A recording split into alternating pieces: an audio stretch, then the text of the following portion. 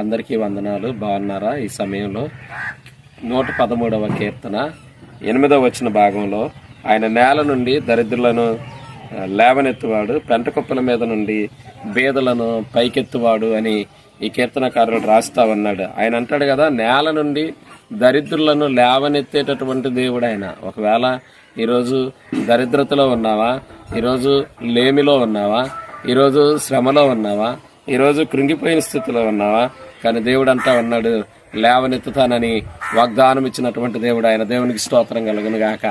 ఆదికాండము 41 అధ్యాయం 41 వచనంలో ఆయన యోసేపుని దేవుడు ఐగుప్తు మీద మరి ప్రధానునిగా నిలబెట్టినట్లుగా దేవుని యొక్క లేఖనాల్లో చూడగలుగుతూ ఉన్నాం.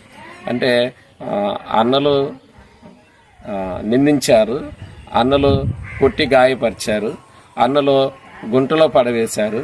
కానీ ఆ గుంటలో నుంచి దీనదశలో దుర్దశలో ఉన్నప్పుడు, ఏమీ లేనప్పుడు దేవుడు లేవనెత్తి ఐగుప్తు దేశానికి దేవుడు ప్రధానమంత్రిగా నిలబెట్టాడు. దేవునికి స్తోత్రం కలుగును గాక.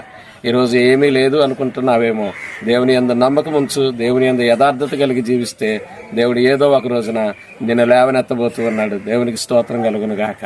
ఆమేన్.